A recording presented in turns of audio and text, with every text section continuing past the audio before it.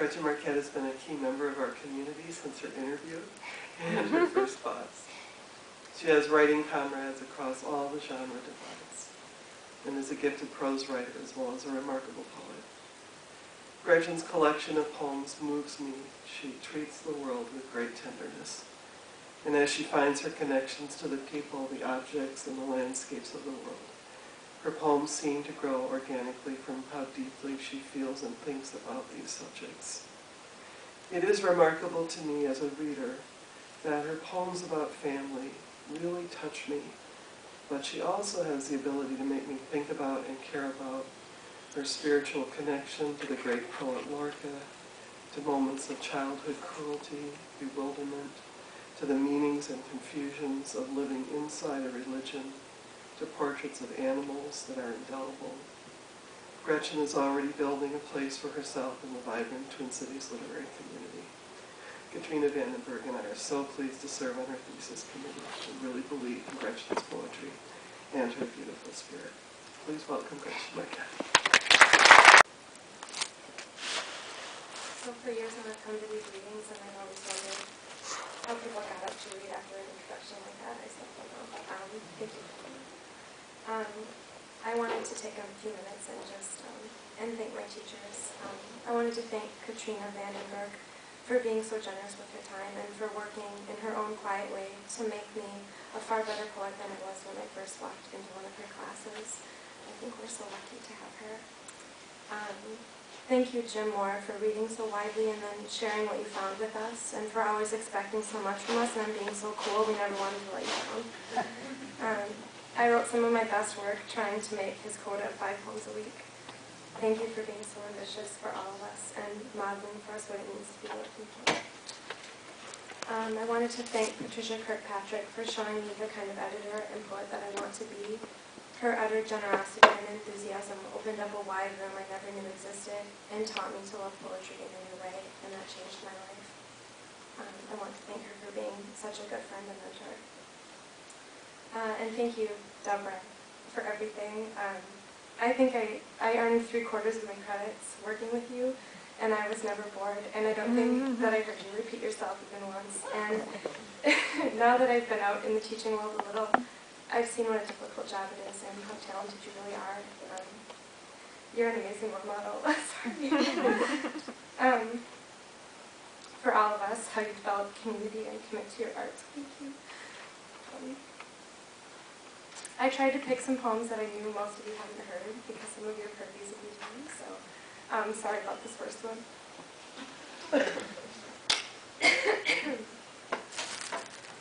This poem is called Love Dog.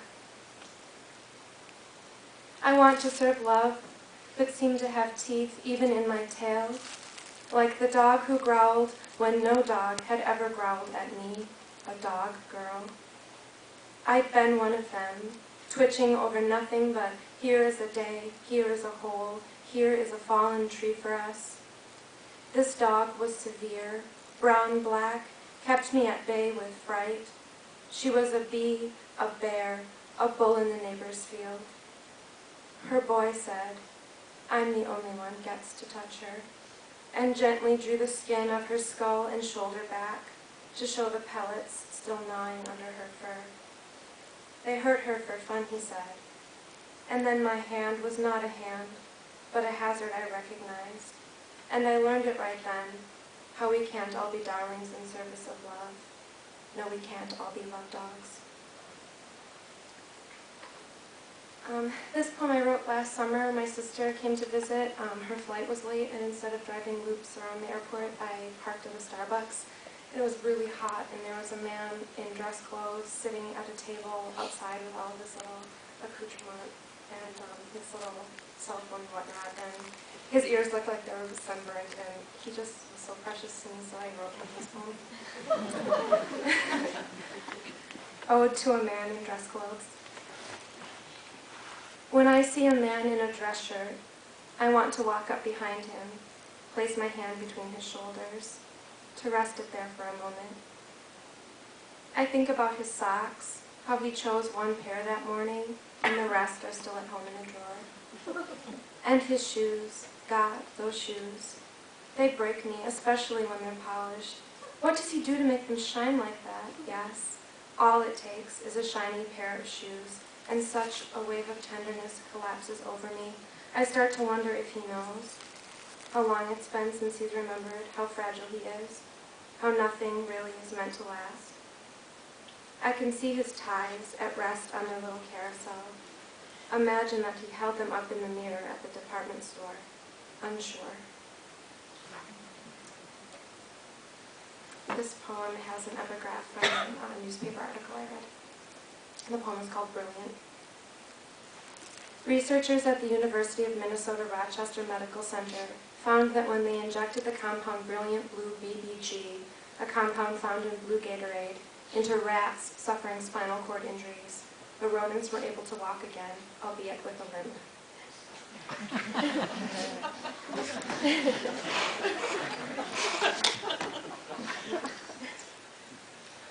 At first, I didn't understand the miniature trampolines and toy car, the doll's shallow pool and diving board.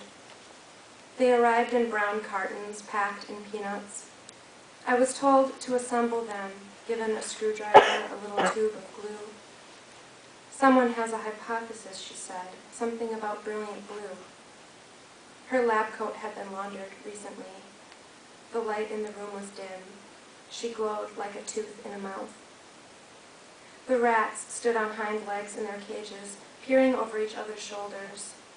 The toy car was red with vanity plates. We waited for one of them to drink the thimble of whiskey we'd offered, to volunteer to drive.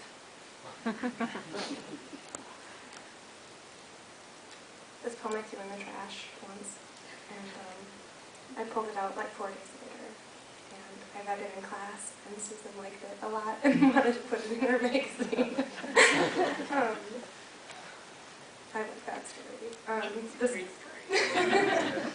It really was in the trash for 4 days, and it's called Pollen. I saved the pollen from the wild flowers. They were birthday flowers. They were from my mother. Orange dust in a little stone cup set aside. You should have seen my flowers, hanging their heads, having coughed their dust across the table, and me collecting it, the edge of my hand, a kind of dumb, flightless moth, gold like the smell of roses, if you close your eyes and ignore their color.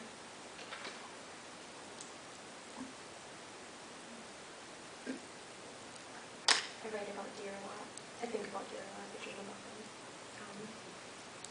This poem is called Doe. There's movement on the opposite side of the wall.